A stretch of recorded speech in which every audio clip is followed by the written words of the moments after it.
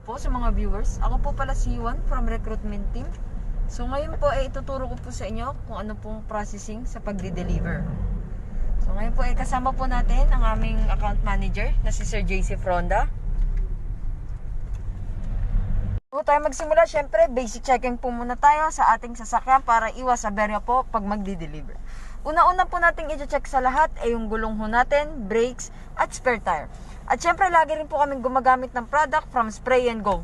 Madami po silang product na makakatulong ma-maintain ng inyong sasakyan. Kagaya lang po nitong air freshener, mabango po siya, hindi po siya masakit sa ilong, plus, very affordable po ang price niya. Pwede niyo pong i-visit ang kanilang social media accounts at makikita niyo po dito sa may screen.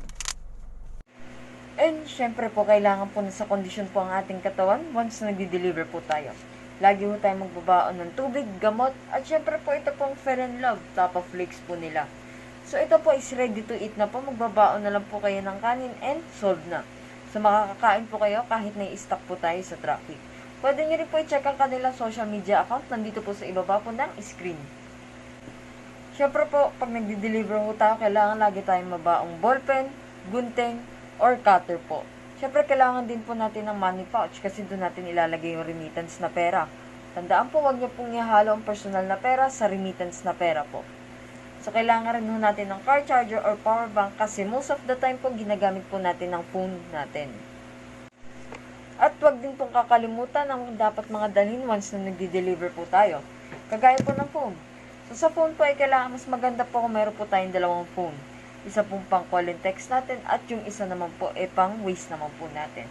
Siyempre po kailangan po may load po ang phone natin pang call and text to all network at kailangan po may internet dahil pang waste po natin. So boss, make sure po na nakaruta po tayo ng maayos para alam niyo po kung ano pong una nyong i-deliver. At siguraduhin po natin si customer na i-deliver niyo po ngayon ang kanyang parcel. So, ngayon naman po, pag-usapan natin ang kalimitang na-encounter ng nagdi-deliver.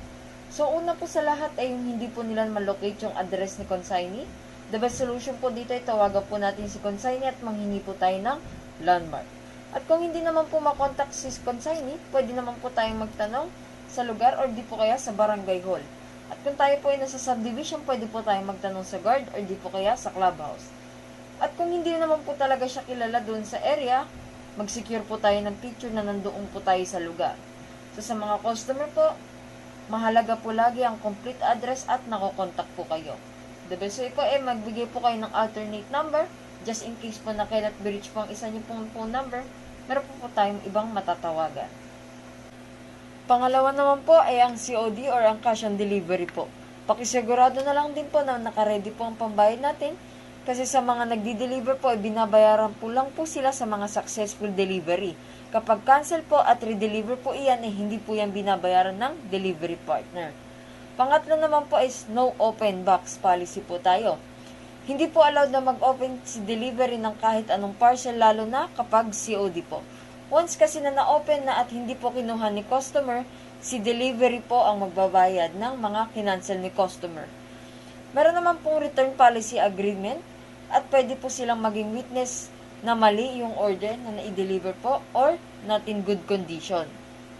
Sa pang-apat naman po ay yung iba po yung nare-receive.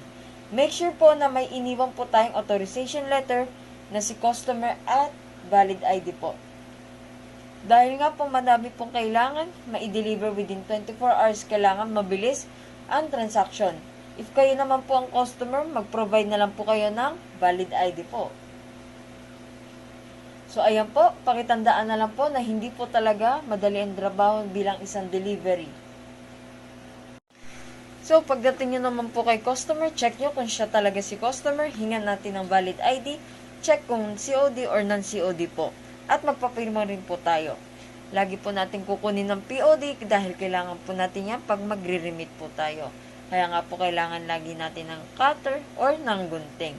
Kapag okay na po, pasalamat din kay customer at sabihin na enjoy your order. Kasi kung wala si customer, wala rin tayong i-deliver. Maraming salamat po.